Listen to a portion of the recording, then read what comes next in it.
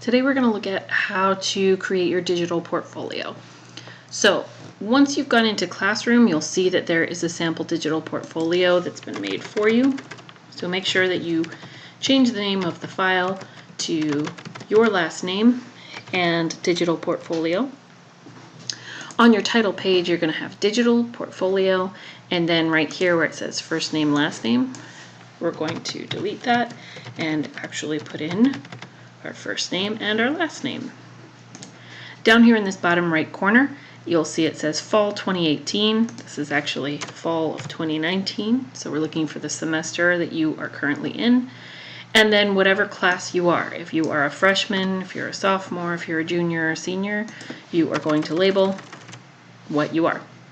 So if I'm a junior, this is what it should look like. Digital portfolio, my name, Fall 2019, and junior. So I'm going to go to the first assignment, and your layout is all right here. So first thing, I'm going to place my image right in here. So I'll go up to Insert, I will go to Image, I'll go to Upload from Computer. When I do that, I'm going to go to the folder where I've saved the project, and you'll notice that the the PDF file does not show up. The AI file shouldn't show up either. But the one that does is the JPEG that you just saved in Photoshop. So I'll click on that and then select Open. Give it a second. Once it places it into the document, I'm going to line it up with that gray square. And please, just for my own sanity, do not just grab it and just make it real wide or squish it down. We know how to size things at this point. So hold down the Shift key, grab the top corner, and start to bring your corner down. It doesn't have to be it does not have to perfectly fit in that little gray box, as long as it's centered and it looks like it belongs there.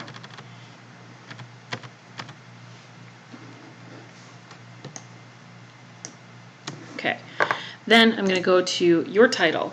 When I click in this box, I can change the title to whatever I want to call this. You can be as creative as you want, as long as obviously it is school appropriate. So if I want to call it Martian Robot, then that is what I will call it. Your document already says Project Shape Robot. The program that you've used is Adobe Illustrator. The size is 7.5 wide by 10 inches tall. Then in paragraph number 1, this is telling you everything that you should focus on. One easy way that you can do this is you can put in answers. So why did you choose the shapes? I wanted to create an unusual head. You can answer those questions and then go back and take the questions out and just have the statements. Please notice, you can also just go in and make sure that you write 5 complete sentences per paragraph. So 1 paragraph here, 1 paragraph here. Your font should all be Arial, 10-point minimum, 12-point maximum. Don't try and change it up to 28 points and make it super huge. Make sure that your font type is black. Don't make it purple or yellow or something that's hard to read. Your sentences should flow and make sense. So even if you do just answer the questions right in here and then go back and remove some of the other elements, read it through before you submit it and make sure that it sounds like it makes sense. Why did you arrange them in that way? How did you choose the colors, or why did you choose the colors? Please note this hint right here. Answers like because my teacher told me to or because that was the assignment are going to be automatic zeros for that section. Additionally, paragraph number 2 is all about how. So tell me the tools that you used. Tell me how you changed the colors. Tell me the techniques that you used. Try to use your vocabulary. So this is a polygon right here.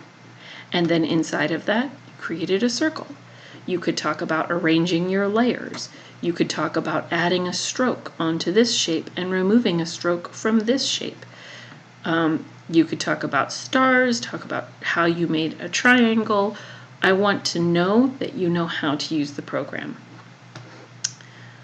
When you are finished, you're going to save it and move on to the next one. Place your other picture here, give it a title. Notice your landscape is, I've marked it as 10 by 7.5 because it should probably be in landscape position.